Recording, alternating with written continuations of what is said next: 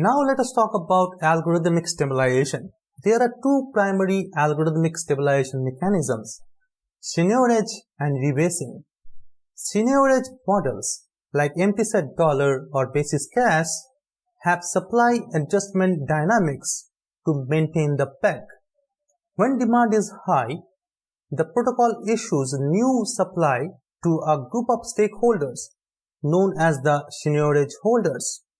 When demand is low, there are deflationary mechanisms to reduce the supply.